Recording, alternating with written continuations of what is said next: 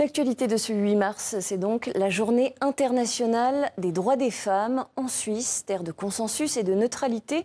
Plusieurs d'entre elles ont décidé de prendre la parole. Elles témoignent dans le documentaire « Je suis noire ».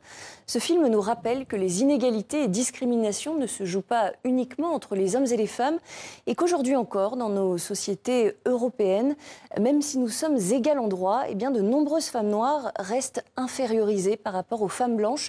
On regarde tout de suite la bande-annonce de ce film. Je suis suisse et depuis que je suis enfant, ma couleur de peau me force à me questionner. Dans ce pays à majorité blanche, la question de la discrimination n'est pas perçue comme un problème. Pourtant, je ne suis pas seule à ressentir un malaise. À l'école, on m'a répété, je pense, 500 fois que j'avais la couleur du caca. Et ça m'a créé des complexes énormes sur mon apparence. C'est une identité remarquable que vous allez devoir assumer, non pas parce que vous le voulez, mais parce qu'on vous le renvoie à longueur de temps. Dans un magasin, il y a une surveillance spéciale pour moi. Schnell, da gibt es eine zwei Negerin dort. Das war so, dass sie hat das gesagt. Kommen Sie zu schauen. Ça suffit! Ça suffit! Ça suffit! Pour la première fois, des citoyennes suisses et noires comme moi prennent la parole pour faire entendre leur réalité. Les regards négatifs que l'on porte sur nous impactent toutes. Als Kind, ich habe gelernt zu beten vor dem Schlafen. Und ich habe oft gebetet, dass ich einfach morgens weiß aufstehe. Le moment est venu de se faire face et de se voir au-delà des préjugés. Et ça, c'est important, pour nos enfants surtout. Parce qu'ils sont tous suisses, hein, ces enfants. Aujourd'hui, c'est à nous d'inventer qui nous voulons être.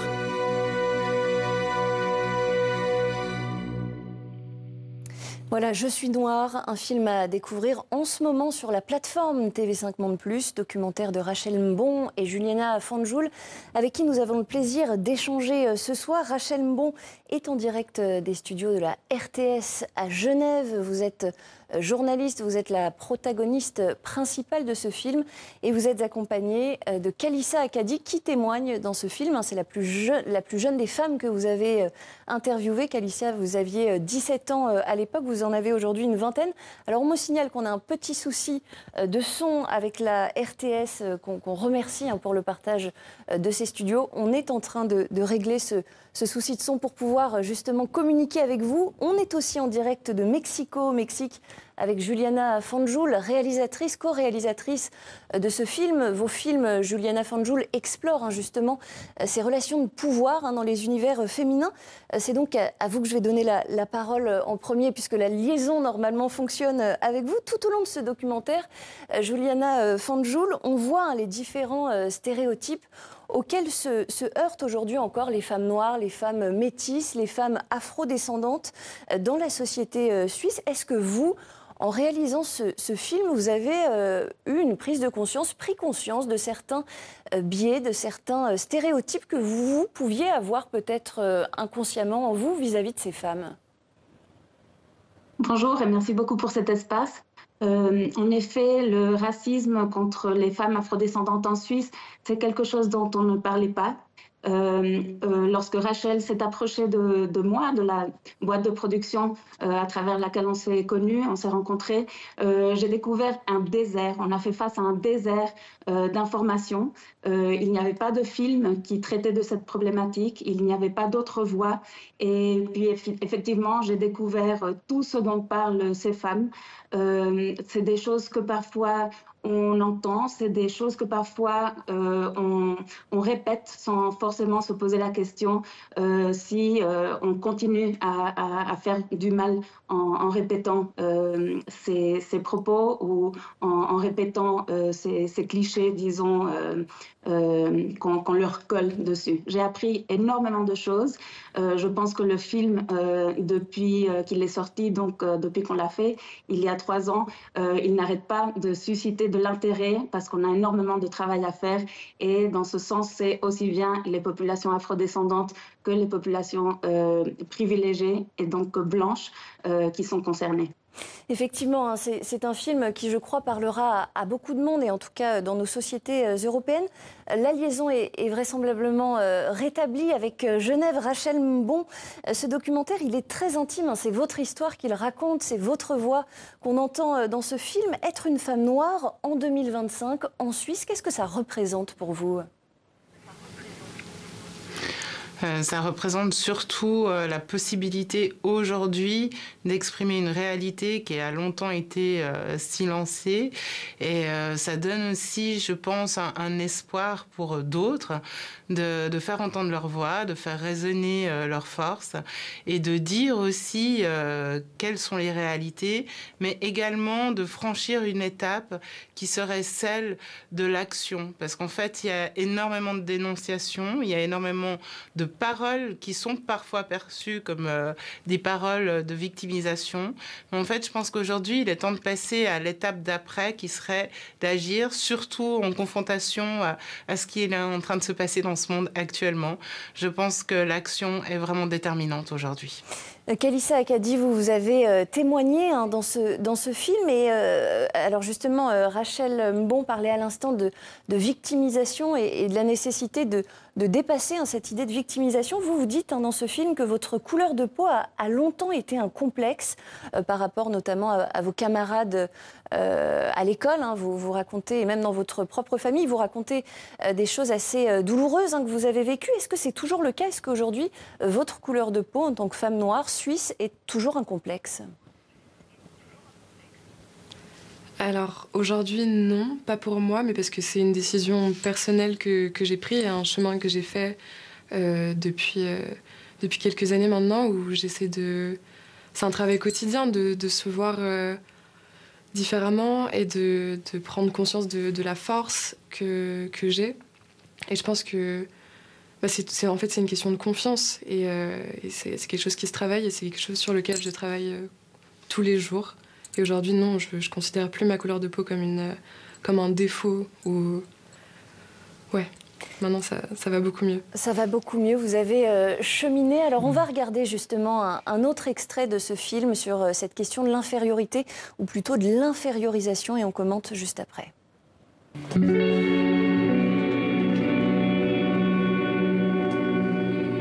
Il y a eu une période de ma vie où je ne pouvais absolument pas croiser mon reflet dans un miroir.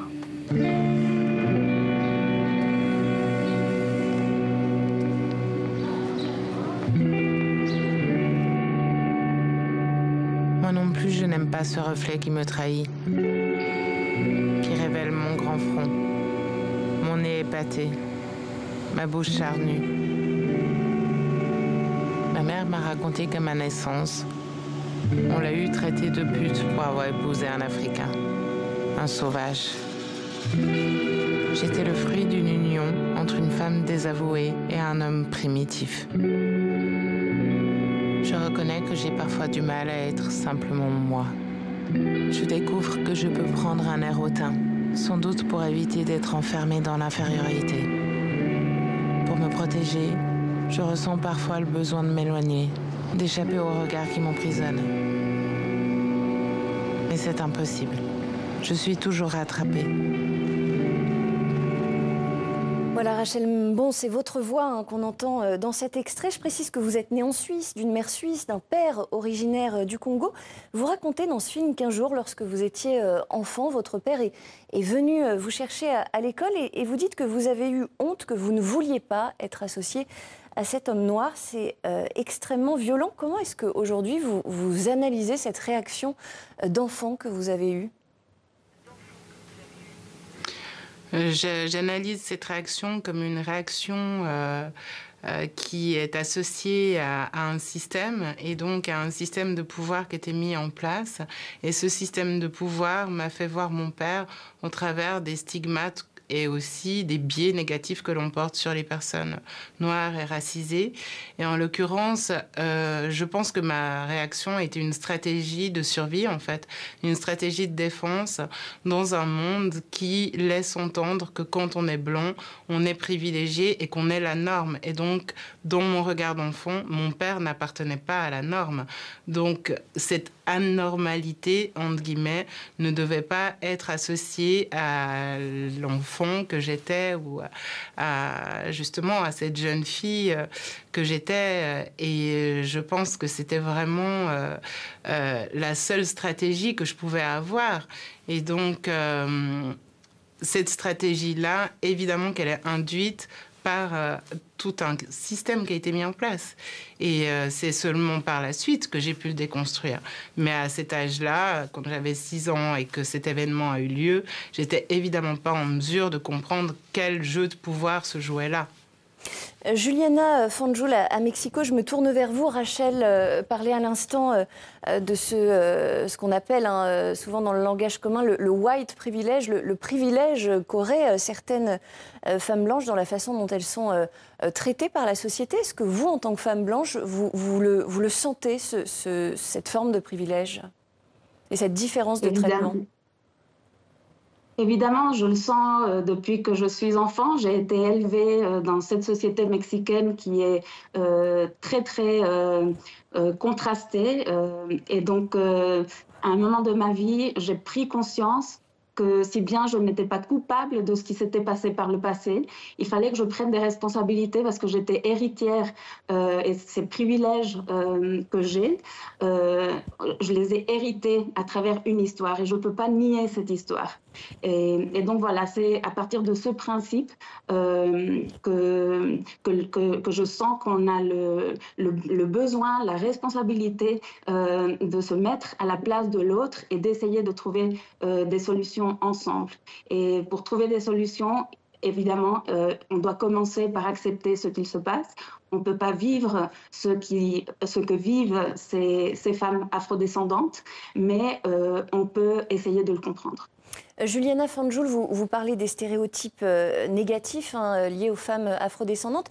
Vous évoquez aussi les stéréotypes, entre guillemets, positifs, et vous dites qu'ils sont aussi problématiques. Pourquoi ?